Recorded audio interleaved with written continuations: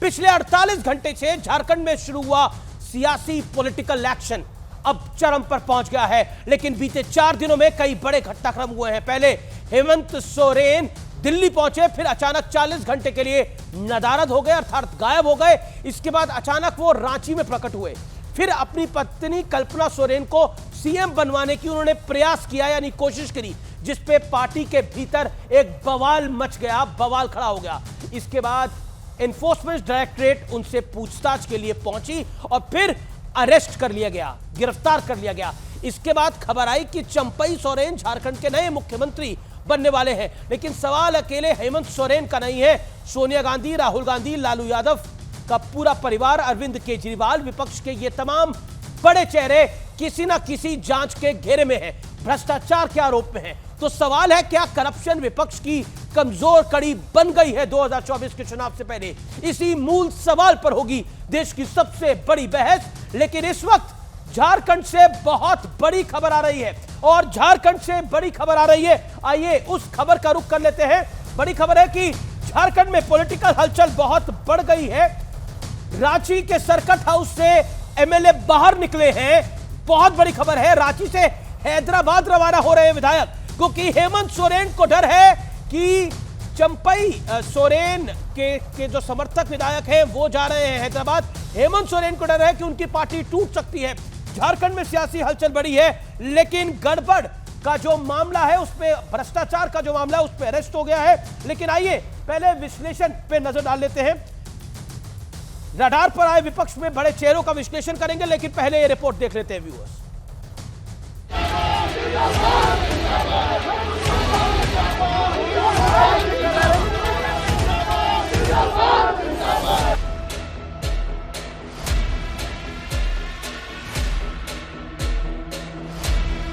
आज लगता है ये वक्त अब मेरे लिए खत्म है। अब एक नई लड़ाई हमें लड़नी पड़ेगी ऐसे सामंती विचारों के साथ, निर्दोष लोगों को, आदिवासी दलित पिछड़ों के ऊपर जो अत्याचार करते हैं। अभी और कई अपोजिशन के नेताओं को इस 2024 के चुनाव से पहले जेल में भेजा है। केवल ये विक्टिम कार्ड खेलने से कुछ नहीं होगा। आपने आदिवासियों के साथ अन्याय किया है। भाजपा का भ्रष्टाचार जो है वो भ्रष्टाचार नहीं है। विपक्ष के पसीने छूट रहे ईडी से, हेमंत सोरेन गिरफ्तार हो गए, क्या कहना चाहते हैं आप? प्रधानमंत्री मोदी जी ने हर बार कहा कि हमें एक भ्रष्टाचार मुक्त भारत बनाना है। कानून अपना काम कर रही है, जिसने जो गलत काम किया उसकी सजा उन लोगों को भुगतनी पड़ेगी। और संघर्ष करेंगे, लड़ेंगे, जीतेंगे।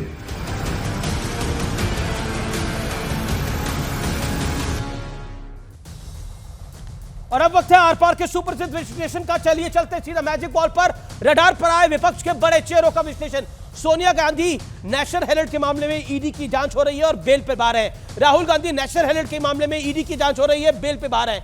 मल्लिकार्जुन खड़गे भी नेशनल हेराल्ड की जांच हो रही है और ईडी की जांच चल रही है। बढ़ता हूं मैं आगे। Lalu Yadav land for job पर ईडी की जांच है। Rabri Devi Yadav land for job पर ईडी की जांच है। तेजस्वी यादव पर भी ईडी की जांच है। हेमंत सोरेन जमीन घोटाले में ईडी ने अरेस्ट कर लिया है, गिरफ्तार कर लिया है। बीते 3 दिनों में, 4 दिनों में जबरदस्त पॉलिटिकल ड्रामा हुआ है। 41 घंटे का तक गायब हो गया था एक मुख्यमंत्री, एक सिटिंग सीएम गायब हो गया था। बाइक पे भागे थे हेमंत सोरेन, बाइक पर छुप छुपाकर मफलर बांध के भागे थे, ऐसी खबर है। बढ़ता हूं मैं आगे। अरविंद केजरीवाल शराब घोटाला में इनको ईडी ने 5वां सम्मन भेजा है और ये पेश अभी तक नहीं हुए हैं। मनीष सिसोदिया शराब घोटाले में जेल में है फिलहाल और ईडी की जांच जारी है। इन्हें लगातार ये बेल के लिए अप्लाई कर रहे हैं, बेल नहीं मिले हैं। संजय सिंह शराब घोटाले में फिलहाल जेल में है, ईडी की जांच जारी है, लगातार बेल के लिए ट्राई कर रहे हैं। कोर्ट इन्हें बेल नहीं दे रहा है, तथ्यों के आधार पर बेल नहीं मिल रही है।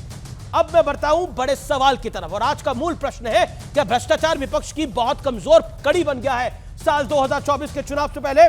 शुभराष्ट्रा है मेरे साथ, जानी मानी लेखिका। गौरव भाटिया है मेरे साथ, भारतीय जनता पार्टी के नेता प्रवक्ता। विवेक श्रीवास्तव है मेरे साथ, लेफ्ट के नेता।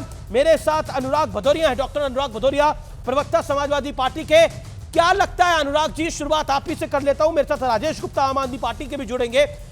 अनुराग जी, शुरुआत आपसे करते हैं। क्या आपको लगता है कि विपक्ष के तमाम चेहरे, हालांकि आपकी पार्टी नहीं है इसमें शामिल, लेकिन विपक्ष के कई बड़े चेहरों पर अगर भ्रष्टाचार का आरोप है तो क्या 2024 में भ्रष्टाचार एक कमजोर कड़ी हो गया है समूचे विपक्ष के लिए? कैसे लड़िएगा? अनुराग, अमीश जी, कई बार आपको भी लगता होगा ये कैसे हो सकता है कि जो सत्ता दल में है या जो लोग जिन पे आरोप लगता है वो सत्ता पार्टी में आ जाते हैं, मतलब बीजेपी के साथ आ जाते हैं, चाहे महाराष्ट्र के एनसीपी के नेता रहे हों, चाहे राणे जी रहे हों, चाहे बंगाल के नेता रहे हों, शुभेंदु अधिकारी जी रहे हों, चाहे असम के रहे हों या कहीं और के भी हों। जो नेता भारतीय जनता पार्टी में आ जाता है तुरंत साफ सुथरा हो जाता है, उसकी सब कार्रवाई भी बंद हो जाती है, उसके पर कोई आरोप लगने भी बंद हो जाते हैं। लेकिन विपक्ष में अगर है तो उस पर दनादन आरोप लगते रहेंगे, उसमें एजेंसीज अपना काम करती रहेंगी। तो ये तो अन्याय है ना। दोनों आपको बराबरी से करना चाहिए। जो भ्रष्टाचारी है वो भ्रष्टाचारी है, चाहे बीजेपी को चाहे विपक्ष में हो। एक सेकंड, आपने बोला अन्याय है। आय से अधिक संपत्ति के केस मुलायम सिंह यादव पर और मायावती पर किसकी सरकार में हुए थे? सरकार किसकी थी वो?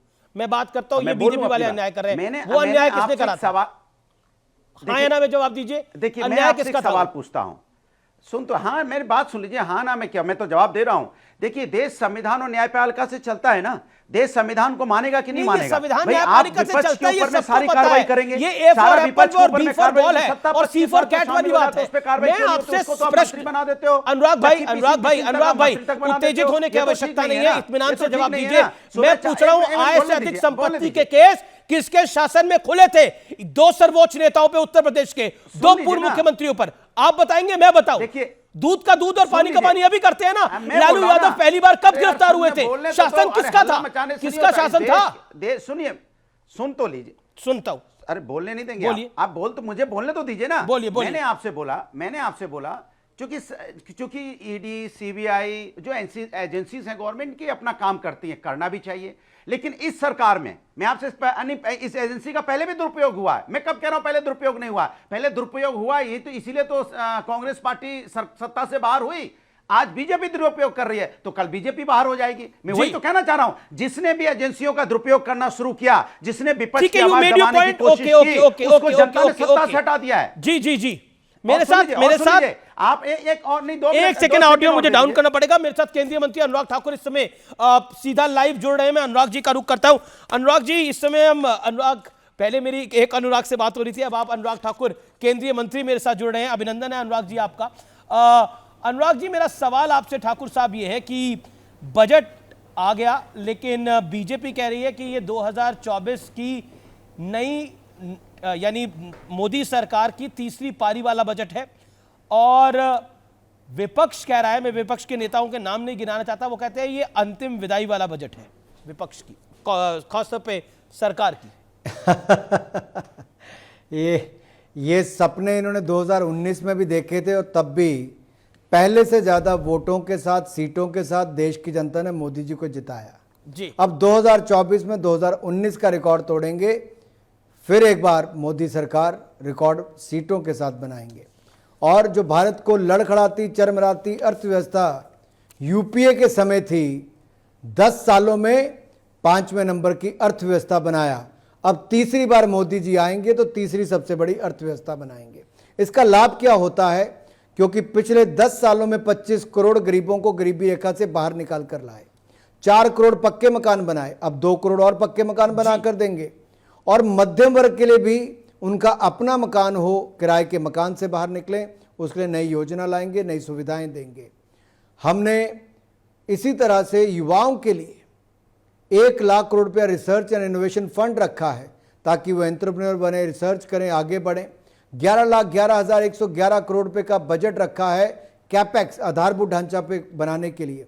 आप देखिए अमित जी, पिछले 10 सालों में 74 एयरपोर्ट की बजाय अब 150 एयरपोर्ट हो गए। 3,20,000 किलोमीटर ग्रामीण सड़कें थी, अब 3,75,000 किलोमीटर नई सड़कें ग्रामीण बन गई। 90,000 किलोमीटर हमारा नेशनल हाईवे था, अब 1,46,000 किलोमीटर नेशनल हाईवे बन गया है। हमारे 370 मेडिकल कॉलेज थे, आज हर जिले में मेडिकल कॉलेज बन गया, अब नए बनाने का और काम कर रहे हैं। 7 एम्स थे, अब 23 एम्स बन गए। ये आंकड़े मैं आपको गिना सकता हूं, जो कांग्रेस 60 साल में नहीं कर पाई, भारत ने 10 साल में मोदी जी के नेतृत्व में देखा है। जी। लेकिन जब मैं इस बजट पर आता हूं तो मैं कहूंगा यह बजट विकसित भारत की मजबूत नींव रखने वाला बजट है। यह युवाओं की आकांक्षाओं पर खरा उतरने वाला बजट है। यह गरीब, युवा, अन्नदाता, नारी का बजट है। यह गरीब और मध्यम वर्ग का बजट है। यह विकसित भारत, इसको संकल्प जो हम लेके चले उसके लिए बजट है। जी, क्योंकि आप MOS फाइनेंस भी रह चुके हैं, मुझे अच्छे से ध्यान है, और आपका तब भी हम साक्षात्कार करा करते थे। लेकिन आज मैं एक सवाल आपसे पूछना चाहता हूं बतौर बिजनेस जर्नलिस्ट। हम कई बार देखते हैं कि नरेंद्र मोदी एक अनकन्वेंशनल फैसले ले लेते हैं, लेकिन अधिकतर देखा जाता है कि बजट, चुनाव से पहले वाला बजट जो है वो चुनावी बजट होता है। लेकिन इस बजट में चुनावी कुछ नहीं दिखाई दे रहा, ना पॉलिटिकल पंडितों को, ना अर्थनीति के पंडितों को, ना स्टॉक मार्केट्स के एक्सपर्ट को। तो ये कॉन्फिडेंस है अनुराग जी या ओवर कॉन्फिडेंस है? What is your view on this? देखिए, आप थोड़ा गहराई में देखिए जी। अगर कैपिटल एक्सपेंडिचर 11% बढ़ा तो इसका मतलब देश का आधारभूत ढांचा बेहतर होगा। अगर 4 करोड़ मकान के साथ अब 2 करोड़ और पक्के मकान देंगे तो उस सेक्टर को बढ़ावा मिलेगा। आपके अगर इसी तरह से 1 करोड़ घरों के ऊपर सोलर रूफटॉप लगेंगे तो 300 यूनिट बिजली के तो मुफ्त मिलेंगे ही। 18,000 रुपये सालाना आमदन भी बनेगी, तो इससे आय भी बढ़ेगी। और नया कर कोई नहीं लगाया गया, इसका मतलब आपकी आय बढ़ेगी ही। दूसरा, अगर मैं कुल मिला के आपको कहूं तो इसमें अलग अलग प्रावधान किए गए, जैसे रेलवे के 3 ऐसे कॉरिडोर बनेंगे जो मिनरल के लिए है, एक्सपोर्ट के लिए है, पैसेंजर के लिए है। इससे आपको और बल मिलने वाला है। PLI स्कीम जैसे हम लेकर आए जी, तो आत्मनिर्भर भारत के चलते अब डिफेंस मैन्युफैक्चरिंग देश के अंदर 1 लाख करोड़ से ज्यादा हुई। मोबाइल मैन्युफैक्चरिंग हम कहीं नहीं थे, 2 ही यूनिट थे। आज दुनिया का दूसरा सबसे बड़ा मोबाइल मैन्युफैक्चरिंग का क्षेत्र भारत बन गया है। तो अमीश जी, मेरा कहना यह है जी, ये छोटी सोच के साथ बजट नहीं है, ये विकसित भारत बनाने के लिए अंतरिम बजट है, जिसमें नींव रखी है कि हम कैसे देश को आगे लेकर जाएंगे। हमने टैक्स का बोझ भी नहीं डाला, लेकिन उसके बावजूद टैक्स कलेक्शन देखिए 3 गुना ज्यादा हुई डायरेक्ट टैक्स कलेक्शन। और GST लाए थे जब, तो लोग कहते थे क्या होगा। आज टैक्स कम भी हुआ, टैक्स रेट कम हुआ, लेकिन टैक्स कलेक्शन दुगनी हुई। 80-85 हज़ार करोड़ होती थी, आज 1,66,000 करोड़ औसतन टैक्स कलेक्शन हो रही है। और पिछले महीने 1,73,000 करोड़ थी, 1,75,000 करोड़। क्योंकि आप टैक्स की बात करें तो मिडिल क्लास को राहत का एक सामान्य तौर पर सवाल रहता है, और वो हर बजट में रहता है, और इस बजट में भी है।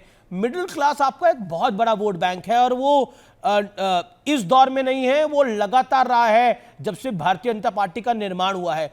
उसको एक बहुत उम्मीद है इस शासन से कि यह सरकार हमारी चिंता करेगी, लेकिन यह चिंता कर नहीं रही है सरकार, यह चिंता दिखा नहीं रही है।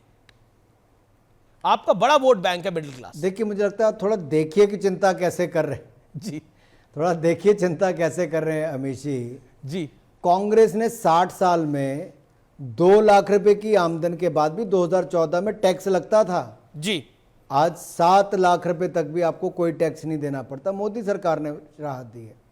दूसरा, मैं कहूँ आप अगर उद्योग चलाते हैं तो उसमें आपको राहत दी है। तीसरा, आपको कम ब्याज पर पैसा मिले, आप अपना व्यापार करें, वो मोदी सरकार ने दिया। आपको आधारभूत ढांचा सुदृढ़ करने के लिए, आपका एक्सपोर्ट बढ़े, तो आपको पोर्ट तक के लिए रेलवे लाइन बनाएंगे, तो हमने इकोनॉमिक कॉरिडोर उसका बनाना की शुरुआत की, रोड बेहतर करने शुरू किए। आखिरकार ये कहाँ से बनेंगे? ये टैक्स के पैसे से। लेकिन आज ईमानदारी के साथ टैक्स पेयर टैक्स दे रहा है, क्योंकि उसको पता है एक एक पाई बचाई भी, गरीब की भलाई भी, और देश को आगे बढ़ाने का काम भी किया है जी। ये टैक्स पेयर का विश्वास मोदी सरकार ने जीता है, तब जाकर उनको वंदे भारत जैसी ट्रेन मिल रही है, दुगने एयरपोर्ट मिल रहे हैं, और विकास भी नई ऊंचाइयों पर। ये मैं इसलिए कह रहा हूं कि कैसे गरीब की जेब में पैसा जाता है तो किस पे पैसा खर्च करता है? अनाज पे, छोटी मोटी चीज़ों पे, कपड़े पे, जो उसकी रोज़मर्रा की ज़रूरत है। इससे आपकी पूरी इंडस्ट्री को बल मिलता है, किसान को पैसा मिलता है। 2,80,000 करोड़ रुपये हमने किसान को किसान सम्मान निधि के माध्यम से दिया, 1,40,000 करोड़ उनको मुआवजा दिया। ये आज तक कभी नहीं हुआ था, मोदी सरकार में हुआ। नैनो यूरिया से उनकी लागत कम हुई, मुनाफा ज़्यादा हुआ। लागत प्लस 1.5% यानी कि 1.5 गुना ज़्यादा उनकी आमदन करना, ये मोदी सरकार ने किया है। एग्रीकल्चर इंफ्रास्ट्रक्चर फंड हमने 1 लाख करोड़ का उपलब्ध करवाया, तो वहीं पर 10,000 FPO में से 8,000 FPO बन गई। कोऑपरेटिव सेक्टर को हम और बल दे रहे हैं। आप देखिए स्टार्टअप गिनी चुनी 100-200 थी, आज 1 लाख से ज़्यादा स्टार्टअप्स हैं। हम वोट बैंक की राजनीति नहीं करते, हम देश का निर्माण कर रहे हैं, विकसित भारत का निर्माण, जिसमें स्वयं जनता विश्वास करके मोदी जी को आशीर्वाद देती है, क्योंकि वो देखती है ईमानदार सरकार काम कर रही है, करंट यानी कि वर्तमान और भविष्य की पीढ़ियों के लिए भी कर रही है। जी, लेकिन एक तरफ बजट पर आप लोग अपनी पीठ थपथपा रहे हैं, दूसरी तरफ विपक्षी नेताओं के घर की डोरबेल ईडी बजा रही है। हेमंत सोरेन गिरफ्तार हो चुके हैं, अरविंद केजरीवाल जो कि दिल्ली के सिटिंग सीएम है, उनको 5वां सम्मन जा चुका है। ये हो क्या रहा है? विपक्ष कह रहा है कि हमें टारगेट करा जा रहा है 24 से पहले। भ्रष्टाचार मुक्त शासन देने का हमने वायदा किया था और जनता को विश्वास दिलाता हूं, भ्रष्टाचार मुक्त शासन मोदी सरकार ने दिया भी और आगे भी देंगे। ना खाएंगे ना खाने देंगे, और जिन्होंने खाया था उनसे हिसाब आज स्वतंत्र जांच एजेंसियां ले रही हैं। आप लालू जी के समय देखिए, लोग कहते थे क्यों जांच करते हो, सजा हुई कि नहीं हुई। आप कहते थे ईमानदारी का सर्टिफिकेट अरविंद केजरीवाल जी बांटते थे सत्येंद्र जैन को, क्या हुआ, 1.5 साल जेल में रहे नहीं रहे। मनीष सिसोदिया जी को ईमानदारी का सर्टिफिकेट बांटते थे, जेल में है कि नहीं है। सांसद अपने को संजय जी को जो बांटते थे सर्टिफिकेट ईमानदारी का, आज जेल में है कि नहीं है। ये देश का कानून अपना काम कर रहा है और इन भ्रष्टाचारियों को जवाब देना ही पड़ेगा जी, चाहे वो मुख्यमंत्री हो, पूर्व मुख्यमंत्री हो, सिटिंग मुख्यमंत्री हो, उप मुख्यमंत्री हो, कोई भी हो, भ्रष्टाचार के चलते इनको जवाब देना ही चाहिए जी। और जो राजनीति में ही ये कहकर आए थे कि हम भ्रष्टाचार के खिलाफ आंदोलन करके, वो अरविंद केजरीवाल जी स्वयं भ्रष्टाचार के दलदल में डूबे हैं जी। सबसे ज्यादा आरोप है इनकी पार्टी के नेताओं के ऊपर जी। अनुराग जी, क्योंकि नीतीश जी अब आपके खेमे में आ गए हैं, इंडिया गठबंधन का तो जो नींव थी वो हिल गई है, तो आप इंडी अलायंस पर अब क्या कहना चाहते हैं? राहुल गांधी जी की बंगाल से यात्रा निकली तो ममता जी रूठ गई, नीतीश जी टूट गए और सोरेन साहब जेल चले गए, अब वो रांची पहुंचने वाली है यात्रा। ये इंडी अलायंस है कहां? ये घमंडिया गठबंधन का घमंड सिर चढ़ के बोल रहा है। राहुल गांधी जी न्याय अपने ही सहयोगियों के साथ नहीं कर पा रहे जी। मोहब्बत की दुकान में नफरत का सामान बिक रहा है, इसीलिए ममता दीदी ने बंगाल में नहीं समय दिया, ना यात्रा में जुड़ी, ना मिलने का समय दिया। अब इस पे जवाब तो कांग्रेस को देना चाहिए, क्यों किया। झारखंड जाने से पहले वहां के मुख्यमंत्री चले गए और बिहार आते जैसे राहुल गांधी जी के कदम पड़ने थे, नीतीश कुमार इंडी अलायंस बनाने वाले छोड़कर चले गए। अब करें क्या, इसका जवाब तो इनको देना है। ना इनकी एक नीति थी, ना नेता था, नीयत में भी खोट था, और अब साफ नजर आता है ये गठबंधन केवल कागज पर है, जमीन पर कुछ नहीं है जी। अनुराग जी, आपने हमें समय दिया, आपका बहुत बहुत शुक्रिया। लेकिन चलते चलते मैं आपको कॉम्प्लीमेंट देना चाहता हूं, आप हमीरपुर के जो युवाओं को दिल्ली लेकर आते हैं, वो योजना बड़ी लोकप्रिय हो रही है, उसके लिए आपको मेरी बहुत बहुत शुभकामनाएं। एक अनोखी योजना आपने शुरू करी। धन्यवाद जी। इससे उनको एक्सपोजर मिलता है, एजुकेशन मिलता है, नए लोगों से मिलने का अवसर मिलता है, सीखते हैं बहुत कुछ जी जी। धन्यवाद, आपने इसको पहचान दी, बहुत बहुत आभार। बहुत बहुत शुक्रिया अनुराग ठाकुर जी, आपका हमारे साथ जुड़ने के लिए आज के इस महत्वपूर्ण दिन पर धन्यवाद। तो ये थे केंद्रीय मंत्री अनुराग ठाकुर। लेकिन हम लौटते हैं अपनी चर्चा के बीच में। गौरव भाटिया मेरे साथ हैं। अनुराग भदौरिया काफी परेशान हो रहे थे। गौरव भाटिया, अनुराग जी को आप लोगों ने परेशान कर रखा है और पूरे विपक्ष को परेशान कर रखा है, इस सब के पीछे आप ही आप हैं। गौरव भाटिया, ऐसा क्यों? अमीर जी, ये कहना भी गलत नहीं होगा कि सारे भ्रष्टाचार के पीछे पापी आप हैं, भ्रष्टाचारी कांग्रेस है, जालसाजी धोखाधड़ी करने वाली जेएमएम है, चारा घोटाला करने वाले लालू प्रसाद यादव आरजेडी वाले हैं। लेकिन एक बड़ी बात पहले शुरुआत करते हैं कह के, नरेंद्र मोदी जी ने यह दिखा दिया है अमीर जी, एक ईमानदार प्रधानमंत्री कई भ्रष्टाचारियों पे भारी पड़ रहा है। ये जो कानून का डंडा है जिसका रसूख है ना, आज भ्रष्टाचारी भी थर थर कांप रहे हैं। बताया जा रहा है हेमंत सोरेन ये जेल में आज रात बिताएंगे, रात रहेगी घंघोर काली, जनता इनको दे रही है गाली अमीर जी। और देखिए, एक सवाल जो है पूछा जाना चाहिए, ये जो तथ्य मैं बताने जा रहा हूं इस पर ध्यान दीजिएगा आप भी, पूरा देश सुन रहा है। ये लोग कहते हैं प्रताड़ित ईडी कर रही है, सीबीआई कर रही है हमारे इशारे पे, यही मैंने सुना है सारी डिबेट में। क्या इनको ये जानकारी भी है हेमंत सोरेन की सरकार थी, एफआईआर की तारीख क्या है? अमीर जी आपको मैं बताता हूं, 1 जून 2023 झारखंड की सरकार ने एफआईआर पहली करी।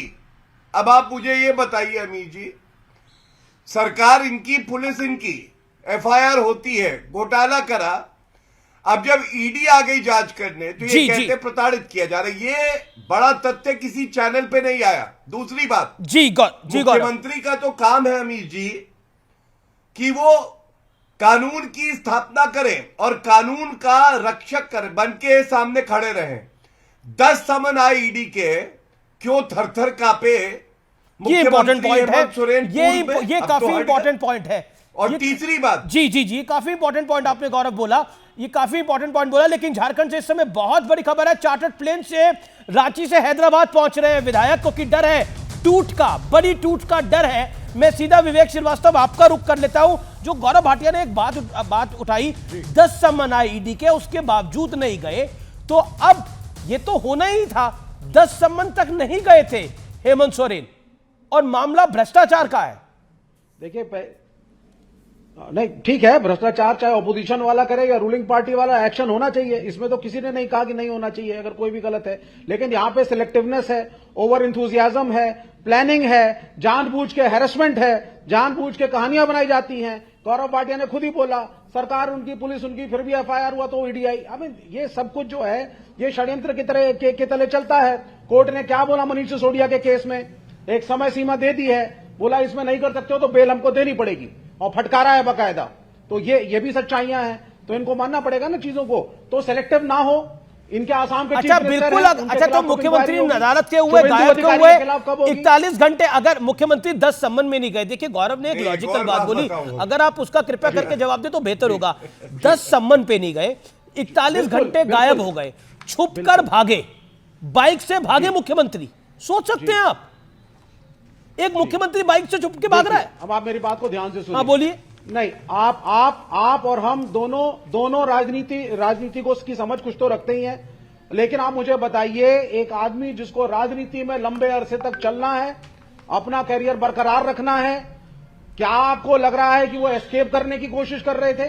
क्या आपको लग रहा है जिस प्रकार से बीजेपी बड़े बड़े उद्योगपतियों को लंदन भगा देती है, उसी प्रकार से हेमंत सोरेन कर रहे थे? ठीक है, गौरव भाटिया का जवाब जरूरी हो जाता है, गौरव का जवाब जरूरी हो जाता है, फिर शिवराष्ट्र और भदौरिया जी की बात। गौरव जी, वो कह रहे हैं टारगेटिंग हो रही है, और मैंने जो लिस्ट देखी उसमें सोनिया गांधी है, राहुल गांधी है, मल्लिकार्जुन खड़गे, अरविंद केजरीवाल है, मनीष सिसोदिया है, सब विपक्ष के लोग हैं। तो क्या एक सिलेक्टिव टारगेटिंग है 2024 के चुनाव से पहले, जो विपक्ष एक विक्टिम कार्ड खेल रहा है? ये जो विपक्ष घमंडिया गुट के प्रवक्ता आते हैं अमीर जी, कभी कभी मुझे लगता है खुद नहीं जानते ये बोल क्या रहे हैं। और अभी मैं लेफ्ट के प्रवक्ता को सुन रहा था, उन्होंने कहा कि गौरव जी ने कहा कि पुलिस इनकी, इन्होंने कहा सरकार इनकी। हाँ भैया, मैं जेएमएम हेमंत सोरेन की सरकार 1 जून 2023 की एफआईआर की बात कर रहा था, पहली बात। दूसरी बात जी, ये सुना है अमीर जी हमने कि हत्यारा लापता हो गया, एक बलात्कारी लापता हो गया, कानून के डर से, पुलिस के डर से। आप मुझे बताइए, एक मुख्यमंत्री वो लापता हो गया जांच एजेंसी के डर से 41 घंटे के लिए, जैसा आपने कहा, ऐसा आज तक कभी नहीं हुआ। और ये बड़ी बात आपको बताता हूं, सारे आप विक्टिमाइज करने जा रहे थे, आप विक्टिमाइज करने गैर कानूनी तरीके से जा रहे थे, तो अपना सेफ्टी नेट तो तैयार करना पड़ा ना। जब आप गैर कानूनी हो जाएं और सरकारी तंत्र का प्रयोग गलत तरीके से हो, तो अपना सेफ्टी नेट नेताओं को तैयार करना पड़ रहा है। आप किसको कब विक्टिमाइज करते हैं? यहाँ तो शंकराचार्य तक की सेफ्टी की चिंता है हम लोगों को। नहीं, शंकराचार्य की सेफ्टी की चिंता क्यों है? अच्छा ठीक है, बहुत अच्छा। आप कुछ भी बोल रहे हैं, शंकराचार्य की सेफ्टी की चिंता है? ये भी रूमर्स है। नहीं, क्या रूमर से शंकराचार्य की सेफ्टी की चिंता हो रही है आपको? नहीं, ओके गौरव जवाब। बिल्कुल, वो भी नागरिक हैं इस देश के। भटका दी ना चर्चा इन्होंने जी। गौरव 40 सेकंड रिप्लाई। धन्यवाद। देखिए, मैं देश को क्या दिखाना चाहता था? मैं दिखाना चाहता था ये भ्रष्टाचारी हेमंत सोरेन ये हाईकोर्ट गए, मेरे हाथ में वो आदेश है।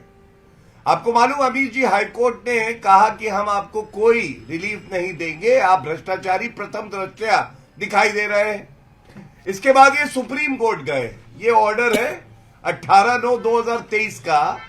सुप्रीम कोर्ट में इनकी याचिका खारिज हो गई। अभी सपा के प्रवक्ता, जिनसे मैं कभी सहमत नहीं होता, आज सहमत हो जाता हूं, इन्होंने कहा कानून और न्यायालय के हिसाब से चलेंगे। तो ये सत्य बात है कि सोनिया गांधी बेल पे है, राहुल गांधी बेल पे है। सुप्रीम कोर्ट ने याचिका खारिज करी, national Herald case. Lalu Prasad Yadav 4 बार दोष सिद्ध चारा घोटाले में न्यायालय ने फैसला दिया। मनीष सिसोदिया 11.5 महीने से जेल में, बेल नहीं हुई, सुप्रीम कोर्ट तक गए थे। गायत्री प्रजापति समाजवादी पार्टी में जो मंत्री रहे हैं, बलात्कारी भी थे और उसके साथ घोटाला भी किया खनन का, उनको भी न्यायालय ने कोई रिलीफ नहीं दिया। अनुराग को दिखाइए। क्या दर्शाता है? न्यायालय अपना काम कर रहे हैं, मोदी जी ईमानदारी से अपना काम कर रहे हैं, ईडी और आईटी और सीबीआई अपना काम कर रहे हैं, जनता अपना काम कर रही है। केवल भ्रष्टाचारी साथ लोग आ गए जो डरे हुए हैं और ये डर अच्छा है। अरे भैया, जो भ्रष्टाचारी पे आरोप लगा रहे थे, जो आपके साथ आ गए, उनके ऊपर कब कार्रवाई होगी? ये तो बता दीजिए ना। आपके साथ जो आ गए, अनुराग भदौरिया, आप क्या माफ करिए, अनुराग भदौरिया माफ करिए, अनुराग ठाकुर जी आ गए थे तो सवाल का जवाब अधूरा रह गया। अनुराग भदौरिया ऑडियो इनका डाउन करिए। अनुराग भदौरिया आपका ऑडियो में डाउन कर रहा हूं, मुझे मेरा 15 सेकंड का सवाल है और आप 1 मिनट में जवाब दीजिएगा। अनुराग भाई आप एक सवाल का जवाब दीजिए। लालू यादव पे केस कब शुरू हुआ और वो जेल कब गए? आय से अधिक संपत्ति के केस स्वर्गीय मुलायम सिंह यादव जी पर और मायावती जी पर कब हुए? ये बताइए। आपसे मैंने एक सवाल पूछा था, इसके जवाब का मैं इंतजार कर रहा हूं। जवाब आप ही का ऑडियो खुला हुआ है, बोलिए। मैंने आपकी एक ही शब्द बोला, जब सरकार तानाशाह हो जाए, सरकार जब मशीनरी का दुरुपयोग करने लगे तो जनता उसके खिलाफ चली जाती है। अगर कांग्रेस ने किया था तो कांग्रेस ने जब किया तो कांग्रेस के खिलाफ गई जनता। भारतीय जनता पार्टी कर रही है तो भारतीय जनता पार्टी के खिलाफ जनता जाएगी, क्योंकि जनता, भारतीय जनता पार्टी अपनी मशीनरी का दुरुपयोग करना चाहती है। क्योंकि जो भ्रष्टाचारी उनको अपने, जिन पे आरोप लगाते हैं, उनको अपने दल में ले लेती है। दल में लेने के बाद वो साफ सुथरे हो जाते हैं, उन पे कोई कार्रवाई नहीं होती। दूसरे नेताओं पे, उन पे ऊपर आरोप लगाती है। फिर अगर वो इनकी पार्टी को ज्वाइन कर लेंगे तो फिर वो साफ सुथरे हो जाएंगे। ये भी कह रहा हूं मैं अमीश जी, अगर वो इनके दल को ज्वाइन कर ले, आप देखिए किस तरह से पहले ये कैसे, अभी कुछ दिन पहले नीतीश जी को क्या क्या बोलते थे, मानसिक संतुलन की भी उनके लिए क्या क्या नहीं बोलते थे। मैं शब्द नहीं बोल सकता तो क्योंकि मेरे आदरणीय और सम्मानित है, किन शब्दों का उनके लिए इस्तेमाल नहीं किया इन्होंने। आज उनको अपने दल में ले लिया। अब इनके साथ दल में, मतलब इनके साथ आगे गठबंधन में तो अब अच्छे आदमी हो गए। तो इनके साथ दिक्कत है कि इनके विपक्ष में रहोगे तो उनके लिए कुछ भी कहेंगे और इनके साथ आ जाओगे तो व्यक्ति अच्छा हो जाता है। लालू यादव ने कहा था, कोट अनकोट, लालू यादव नीतीश कुमार के पेट में दांत है। एक सेकंड, सुभ्राष्टा कुछ कहना चाहती है, मैं आपके पास आता हूं। गौरव, सुभ्राष्टा अभी तक बोली नहीं है, इसलिए मेरा निवेदन स्वीकार करें। सुभ्राष्टा, अनुराग भदौरिया की बातों का जवाब तो आप दीजिएगा, लेकिन क्या आपको लगता है कि लालू जी पर पहले केस हुआ, स्वर्गीय मुलायम सिंह यादव जी पे केस हुए, मायावती जी पर केस हुए, तो ऐसा तो नहीं था कि सरकारें बीजेपी की थी सारी और नरेंद्र मोदी और अमित शाह और जेपी नड्डा ही सारे केस करा रहे थे? जी आमिश जी, ये तो अगर देखिए, अगर हम डिबेट प्रक्रिया के हिसाब से करेंगे तो भी इसके आर्गुमेंट हैं। डिबेट अगर हम राजनीतिक रूप से मोड़ना चाहेंगे तो भी इसके आर्गुमेंट हैं। मैं दोनों तरह से जवाब देना चाहती हूं। अनुराग जी ने कहा कि हम प्रक्रिया का स्वागत करते हैं, तो फिर अनुराग जी को तो ये मानना पड़ेगा, जो प्रश्न आपने उठाया है आमिश जी, वो बहुत ही वाजिब प्रश्न है कि ये सारे केसेस किनके शासनकाल में खुले। और मुझे याद है, क्योंकि ये उस समय चेतना विकसित हो रही थी हम लोगों की। आज अगर कोई गंगा जी में प्रवेश करके गंगा जल हाथ में लेकर भी अगर ये कहे कि शिबू सोरेन और लालू प्रसाद यादव, और इस समय की बहुत बड़ी खबर है, निशिकांत दुबे का दावा है कि नाराज है जेएमएम अध्यक्ष शिबू सोरेन। चंपई सोरेन को मुख्यमंत्री का नाम आगे बढ़ाने से बेहद नाराज हो गए हैं शिबू सोरेन। गुरुजी यानी एमएलए नहीं जाना चाहते हैदराबाद, यह भी एक बड़ी खबर आ गई है। कई विधायक कर रहे हैं इस बात का विरोध कि हमें हैदराबाद नहीं जाना है। ये निशिकांत दुबे का बहुत बड़ा दावा है और निशिकांत दुबे ही हैं जिन्होंने पहले जानकारी दी थी कि चंपई सोरेन बनेंगे। कल्पना सोरेन पे झगड़ा हो गया परिवार के अंदर, लेकिन परिवार के अंदर भी झगड़ा है। बसंत सोरेन भी नहीं पहुंचे हैं बैठक के अंदर, ये अब कंफर्म्ड रिपोर्ट्स आ रही है। 3 और विधायक हैं। एक और खबर आ रही है, सीता सोरेन भी नहीं पहुंची थी बैठक के अंदर, यह भी खबर आ रही है। तो क्या वाकई झारखंड में खेल खराब हो गया है जेएमएम का? और शिबू सोरेन खुद नाराज हो गए हैं और चंपई सोरेन को सीएम नहीं बनाना चाहते। इस समय की बड़ी ब्रेकिंग स्टोरी है। मैं सीधा रुख करता हूं, मेरे साथ कई मेहमान हैं, लेकिन क्योंकि भ्रष्टाचार पर निरंतर बात हो रही है, क्या करप्शन कमजोर कड़ी बन गया है? राजेश गुप्ता आम आदमी पार्टी के विधायक भी मेरे साथ जुड़े हुए हैं। राजेश जी, क्या करप्शन कमजोर कड़ी है इस समय विपक्ष की? क्योंकि हेमंत सोरेन को जिस तरह से गायब होना पड़ा, 40 घंटे एक मुख्यमंत्री गायब रहा, छुप के भागा, ये अपने आप में विपक्ष का 2024 का जो को लड़ाई है उसको बहुत कमजोर कर देता है। पब्लिक में मैसेज खराब जा रहा है। अमित भाई, मुझे उम्मीद है कि आप मुझे 1 मिनट लगातार बोलने देंगे क्योंकि मैं बहुत लेट ज्वाइन करा है जी। और देखिए, हमेशा से ही केंद्रीय सरकारों पे ये आरोप लगते रहे हैं, पहले भी लगते रहे हैं कि ये विपक्षी पार्टियों को, खासतौर के क्षेत्रीय पार्टियों को अटैक करते हैं, फंसाते हैं। ये कोई नई बात तो है नहीं। खुद माननीय सुप्रीम कोर्ट का कहना था कि इट्स ए केज्ड पैरट, है ना, कि बंधा हुआ तोता है जो अपने मालिक की जबान को बोलता है। तो ये कोई नई बात तो है नहीं। आज के परिप्रेक्ष्य में जो बात आपने पूछी, उसमें सवाल होता है टाइमलाइन का। देखिए, किसी एक विपक्षी पार्टी में कभी लालू जी पे कब केस हुआ, मायावती पे कब हुआ, लेकिन यहां पर क्या है कि टाइमलाइन आप देखिए कि लगातार जिस तरीके से टारगेट अचीव करने हो, जैसे वीडियो गेम खेलते हैं कि बिहार करेंगे, बिहार के बाद में झारखंड करेंगे, झारखंड के साथ में दिल्ली करेंगे, एक के बाद एक के बाद एक, और लगभग सारे विपक्षी साथियों को एक ही टाइमलाइन के अंदर उसको अंदर फंसाने की कोशिश हो रही है। तो इसके ऊपर एक सवाल पैदा होता है। दूसरा सवाल कि सारे ही विपक्षी चोर है। 14 स्टेट्स के अंदर भाजपा की सरकार है, सब हरिश्चंद्र है। क्या आपको ऐसा लगता है कि ऐसा हो गया होगा? अच्छा, परसों आप सबने एक वीडियो देखी, चंडीगढ़ में चुनाव हुए, सारी दुनिया ने उस वीडियो को देखा, कैसे एक प्रिसाइडिंग ऑफिसर, पीठासीन अधिकारी खुद मार्क करके इन वोटों को हटा रहा है। इलेक्शन एजेंट को साथ में नहीं खड़े होने दिया। वो खुद थोड़ी कर सकता है। इलेक्शन एजेंट नाम की चीज होती है। मैं 2 बार का विधायक हूं, मैं जानता हूं, आप भी जानते हैं, एक जाने माने पत्रकार है। आपने 1 मिनट मांगा था, आपको मैंने 1 मिनट से ज्यादा वक्त दिया, आपको 1 मिनट से ज्यादा ही वक्त दिया। लेकिन राजेश जी, आप खुद विधायक हैं, एक एमएलए को छुप के भागना पड़े, वो क्या आपको लगता है अच्छा मैसेज देगा? वो और इंडिया गठबंधन के पार्टनर है, आपके पार्टनर है, और आप शुचिता की राजनीति के लिए देश में आए थे। आपके पार्टनर है हेमंत सोरेन इंडिया अलायंस में। जितनी जानकारी मुझे है, मेरी पार्टी को है, वो वहां तक ये था कि भाई उनके अपने कार्यक्रम लगे हुए थे। भागे कहां थे? झारखंड में ही थे। कहीं ऐसा तो नहीं था अमेरिका चले गए, लंदन चले गए, यूरोप चले गए, वहीं थे, कहीं गए तो नहीं। गौरव भाटिया का रिएक्शन जरूरी हो जाता है। जो लोग मैं आऊंगा आपके पास, शुभराष्ट्र, मैं आपके पास आऊंगा, मैं जरूर आऊंगा आपके पास। आप काफी देर से बोलना चाह रही है। Gaurav Bhatia, sharp reply Gaurav Bhatia, 50 second. देखिए अमित जी, ये भी गजब की बात है। अभी हम गुरु की बात कर रहे थे, हेमंत सोरेन, अब चेला अरविंद केजरीवाल भी आ गया। और गुरु चेले का क्यों मैं नामकरण करता हूं इनका, उन्होंने 10 समन में पेशी नहीं दी। यहां ये पापी आपके कन्वीनर कट्टर बेईमान अरविंद केजरीवाल 5 ईडी के समन है, भाग रहे हैं इधर उधर। और क्या ये पूछा नहीं जाएगा, अरविंद केजरीवाल जांच एजेंसी ईडी से कहते हैं कि समन इलीगल है, वापस लो। अरविंद केजरीवाल जी कोर्ट क्यों नहीं जाते हैं यही कहते हुए एक आदेश लाइए, ईडी पे ऐसे दीजिएगा, कहिएगा देखो कोर्ट ने कहा है कि समन गलत है, नहीं करेंगे, क्योंकि किंगपिन कौन है शराब घोटाले का? अरविंद केजरीवाल है जी। अब मैं आपको बताता हूं, पिंजरे का तोता इन्होंने कहा, इनकी याददाश्त को तरोताजा कर दे। पिंजरे का तोता यूपीए के समय में सुप्रीम कोर्ट ने कहा था कोलगेट घोटाले में, और अरविंद केजरीवाल कहते थे सोनिया गांधी को जेल जाना चाहिए, लालू प्रसाद यादव भ्रष्ट हैं और शरद पवार भ्रष्ट हैं, मुलायम सिंह यादव भ्रष्ट हैं। आज आप उन्हीं की गोदी में जाके बैठे हुए हैं, कोई पूछेगा नहीं। पलटू राम गिरगिटान क्यों ऐसा करते हैं अरविंद केजरीवाल, ये सवाल नहीं बनेगा। एक बात और कह दूं, देखिए मनीष सिसोदिया को 11 महीने हो गए, बेल क्यों नहीं मिली?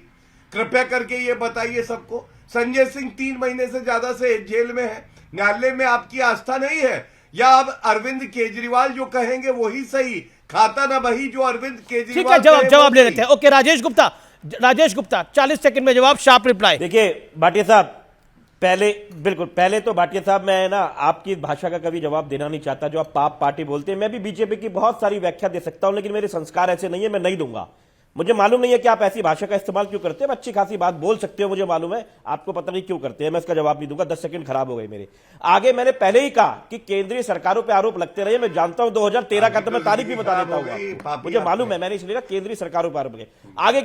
आगे की बात आपने कहा पलटू राम केजरीवाल जी को। पलटू राम जी तो अभी आप 4 दिन पहले किसी और को कह रहे थे साहब, और आपने क्या क्या नहीं कहा। आपके उप मुख्यमंत्री ने वहां पर कहा कि मैं पगड़ी उतारूंगा नहीं जब तक नीतीश कुमार को नहीं हटा दूंगा मुख्यमंत्री की सीट से। आपने उनको ले लिया। इसके बाद में आप कहते हैं कि हम कोर्ट क्यों नहीं जाते। एक सर मेरा टाइम है भाटिया साहब, ये मेरा टाइम है, मेरा ये टाइम है। आप कहते हैं कि 1 साल से बेल नहीं मिली मनीष सिसोदिया जी को। साहब आपने 2019 के अंदर ईडी के कानूनों में ऐसे बदलाव करे हैं कि बेल मिलना लगभग नामुमकिन हो चुका है, इसलिए तो किसी को नहीं मिल रही। केजरीवाल, मनीष सिसोदिया या संजय सिंह को नहीं, जिसको भी आप ईडी में फंसाएंगे उसको बेल मिलनी लगभग नामुमकिन है। 2019 में ओके, सुब्रास्टा कुछ ऐड करना चाह रही है। एक सेकंड, सुब्रास्टा कुछ ऐड करना चाह रही है। आप किसी भी वकील से बात कीजिए। जी, एक सेकंड, सुब्रास्टा कुछ ऐड करना चाह रही है। अनुराग भदौरिया कुछ ऐड करना चाह रहे हैं।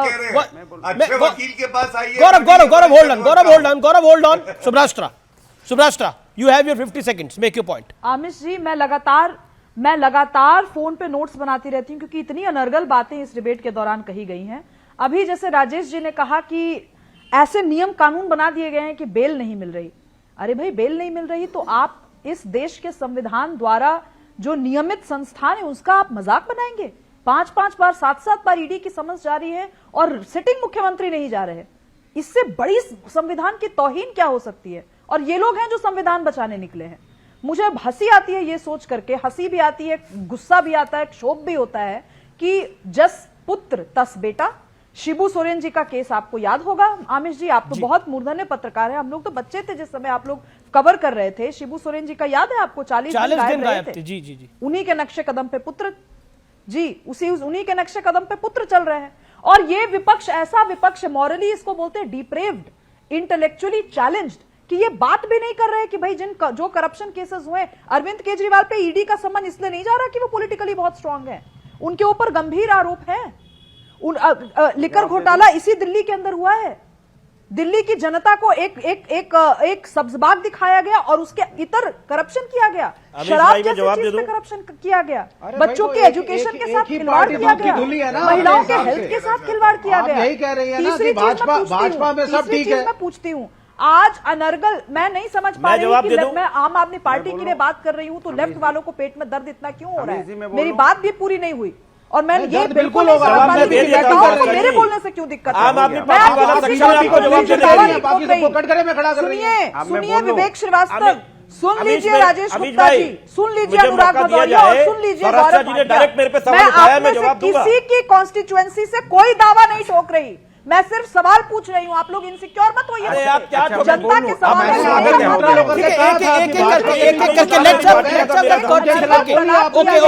Subhash you made your point, आपने अपनी बात को 1.25 मिनट रखा। ओके, अनुराग भदौरिया भी हाथ खड़ा कर रहे हैं, राजेश गुप्ता भी हाथ खड़ा कर रहे हैं, लेकिन एक सेकंड राजेश गुप्ता, आपके 30 सेकंड में 30 सेकंड साहब, मैं अनुराग आपको मौका दूंगा क्योंकि राजेश गुप्ता लेट जुड़े। सौराष्ट्र जी ने कहा कि मैं पॉलिटिकल नहीं हूं, लेकिन उनकी स्टेटमेंट से पता लगता है क्या है, एक पार्टी की खुलेआम बैटिंग करना बताता है कितने पॉलिटिकल है। आपने इंटेलेक्चुअली चैलेंज का, मैं कहता हूं कि चलिए अब ये मेरा टाइम है, मेरा टाइम है। सौराष्ट्र जी आपने ठीक है, आपका आप कैसे नहीं बोलने देगी? आप कैसे नहीं बोलने देगी? आपकी जब आपने अपनी बात रखी, आप कैसे नहीं बोलने देगी? इजाजत दीजिए। आप कैसे नहीं बोलने देगी? और मेरी प्रोफेशनल कैपेसिटी है कि मैं इन सबको चैलेंज कर सकती हूँ। मैं किसी भी तरीके की बर्दाश्त अपने नाम के साथ बर्दाश्त नहीं करूंगी। मेरी पॉलिटिकल लीनिंग क्या है ये बताने के लिए मैं आम आदमी पार्टी के विधायक से कोई, मुझे सर्टिफिकेट चाहिए नहीं और मैं आपको सर्टिफिकेट देने भी नहीं दूंगी। क्या आप कोई संवैधानिक रूप से सर्टिफिकेट डिस्पेंसिंग एजेंसी है? बात करिए ना, नहीं है तो फिर आप नहीं बोल सकते। एक सेकंड सुभाष कि इन्होंने अपनी दिल्ली बात की रखी है, एक हमारी नागरिक जवाब को लेंगी। राजेश की टर्न है, राजेश जी की टर्न है। देखिए मेरा निवेदन है, ये तू में हम फंस रहे हैं। मेरा निवेदन है, मेरे पास समय बहुत कम है, मेरे पास समय बहुत कम है। अनुराग भदौरिया भी बोलना चाह रहे हैं, काफी देर से हाथ खड़ा कर रहे हैं वो। नेता कुछ भी बोल के चला ये मेरा निवेदन, ऑडियो डाउन करना पड़ेगा। एक सेकंड बात करने का मीश बोल। आपने उनका नाम गलत लिया इसलिए उन्होंने टोका, आपने उनका नाम गलत लिया इसलिए उन्होंने टोका। आप अपनी बात को रखिए। 30 सेकंड, मैं 20 सेकंड दे रहा हूं आपको। कोई बात नहीं, नाम ठीक कर देता हूं, लेकिन मुझे बोलने तो दो, मैं बोलूंगा तो सही जी। उन्होंने ये कहा कि बहुत सारे सबूत है। कौन से सबूत है अरविंद केजरीवाल के खिलाफ? क्या मनीष सिसोदिया के खिलाफ आज तक निकाल के आता है? एक झुंझुनू नहीं निकला, एक पैसा नहीं निकला। अपने सबसे खास दोस्त को जेल के अंदर देख रहे हैं अरविंद केजरीवाल। और क्या आपको चाहिए कि हम आपके साथ में क्या कॉम्प्रोमाइज करें? ठीक है, समय कैसे आपके साथ कॉपरेट करें? संजय सिंह क्या कॉपरेट करें? और इस तरीके जी समय इतनी ज्यादा देता है, लेकिन मैं सीधा रुख कर सकता हूं। इस समय केंद्रीय मंत्री हरदीप पुरी हमारे साथ लाइव और एक्सक्लूसिव जुड़ रहे हैं। सीधा हरदीप पुरी का रुख करते हैं। केंद्रीय मंत्री तो इस समय मेरे साथ एक्सक्लूसिव बातचीत करने के लिए जुड़ रहे हैं केंद्रीय मंत्री हरदीप पुरी, जो कि हाउसिंग और अर्बन अफेयर्स मिनिस्टर भी हैं और पेट्रोलियम और नेचुरल गैस मिनिस्टर भी हैं।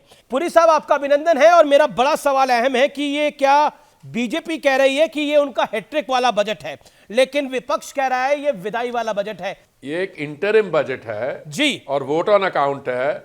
जब माननीय प्रधानमंत्री जी की तीसरी टर्म शुरू होगी लोकसभा के चुनाव के बाद, उस समय कई फैक्टर्स जो है रेलेवेंट होंगे। माफ करिए आपको टोक रहा हूं, आप तो तीसरी टर्म की बात कर रहे हैं। प्रधानमंत्री भी गारंटी दे रहे हैं कि मेरी तीसरी टर्म है, लेकिन विपक्ष को यह अंतिम बजट लग रहा है। अखिलेश यादव ने बोला यह विदाई वाला बजट है। कांग्रेस कह रही है कि आखिरी बजट है, इसके बाद नरेंद्र मोदी कोई बजट, उनकी शासन आएगा नहीं और कोई बजट पेश नहीं करेंगे। क्या आपको लगता है कि विपक्ष को ऐसा लग रहा है कि इस बार चाहे आप कुछ भी कर ले, चाहे राम मंदिर हो जाए, चाहे नीतीश बाबू आपके साथ आ जाए, चाहे आप बजट कुछ भी दे दे, लेकिन इस बार राहुल गांधी का मैजिक काम कर जाएगा? इसमें मतलब एक तरफ राहुल गांधी है जो जिनकी 50 साल से उम्र ज्यादा है और युवा नेता है, और दूसरा मैजिक। इन दोनों में कॉन्ट्रडिक्शन ऑफ टर्म्स है, वो मैं नहीं जानता हूं। मैं I wish him the best of luck. जहां तक ऑपोजिशन की बात है, जहां पे मैंने उनके बयान देखे हैं कि ये लैक क्लस्टर बजट है, पहले तो अपनी अंग्रेजी पता कर ले, लैक क्लस्टर होता क्या है। हमारे यहाँ अगर कोई चीज लैक क्लस्टर है वो है ऑपोजिशन। अरे भैया 10 साल का काम लैक क्लस्टर कैसे होगा?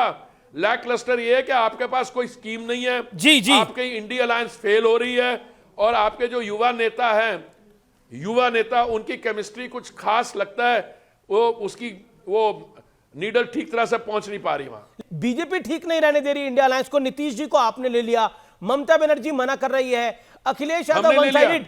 नीतीश जी को आपने ले लिया, यानी बीजेपी के साथ आ गए नीतीश कुमार जी। तो बिहार में सरकार उनकी निपट गई। अब राहुल जी बंगाल गए तो ममता जी छोड़ गई, बिहार गए तो नीतीश जी छोड़ के चले गए और वो बीजेपी के साथ चले गए। अब उन्होंने झारखंड जाना था तो आपने हेमंत सोरेन को गिरफ्तार करवा दिया है ईडी द्वारा। वो करे तो करे क्या, जाए तो जाए कहां? देखिए इंडिया अलायंस ने बहुत समय ये किया क्योंकि इनका 1 पॉइंट प्रोग्राम था, वो सत्ता में आना चाहते हैं, और उसमें इसलिए उनका सारा समय इस चीज में लग गया कि उनमें से उनके जो नेतृत्व है, उन लीडर्स में से कौन बनेगा दावेदार। अब उन्होंने सीट शेयरिंग की बात करने की कोशिश की तो ममता दीदी ने वहां पे वेस्ट बंगाल में उसको आगे बढ़ने नहीं दिया। फिर उन्होंने बात की पंजाब की, वहां पे मुख्यमंत्री जी अपनी तरफ चले गए। तो इसमें बीजेपी का क्या दोष है? हवाई ईंधन के कीमतें तो कम हुई, लेकिन आम लोगों के लिए पेट्रोल डीजल की कीमतें भी कुछ कम होंगी, क्योंकि बीच में एक बड़ा बज आया था कि पेट्रोल 10 रुपए तक सस्ता हो सकता है। कुछ कहना चाहते हैं बतौर पेट्रोलियम मंत्री आप व्यूअर्स को? भाई साहब, हम 85% अपना कच्चा तेल की जो हमारी कंजम्पशन है 5 मिलियन बैरल्स दिन की हम इंपोर्ट करते हैं। तो इस समय इंटरनेशनल प्राइस ऑफ ऑयल $83 पर बैरल है जी। वहां पे रेड सी में जो ट्रांसपोर्टेशन है वहां पे डिसरप्शन हुई है, वो जो ऑयल के टैंकर्स है उनको लंबे रूट से आना पड़ रहा है, इंश्योरेंस रेट बढ़ गए। हाँ, एक बात है कि पिछले 3 साल में भारत एक ऐसा देश है, चाहे जापान भी होगा, जिसमें पेट्रोल और डीजल के दाम कम हुए हैं। मैं प्रार्थना करता हूं आप भी करिए कि जो रेड सी में थोड़ी सी अनसर्टेनिटी है ये ठीक हो जाए। हमारी ऑयल मार्केटिंग कंपनीज का पहले 3 क्वार्टर में अच्छा उनकी शोइंग थी, चौथा क्वार्टर भी अच्छा हो जाए, अगर ये इकोनॉमिक सिचुएशन इंप्रूव होती है तो ये हो सकता है, पर इसका निर्णय सरकार थोड़ी ना लेगी। हम तो यही तय करेंगे कि हम एक्साइज ड्यूटी कितना लगाते हैं, हम वैट कितना हमारी सरकार पुरी साहब। और ये हल्ला कौन मचाता है? वो कांग्रेस की सरकार, जहां पे जिन्होंने वैट कम ही नहीं किया। पुरी साहब, चलिए आपका बहुत बहुत शुक्रिया, आज आप इस महत्वपूर्ण दिन पे हमारे साथ जुड़े और आपने हमारे साथ बात करी।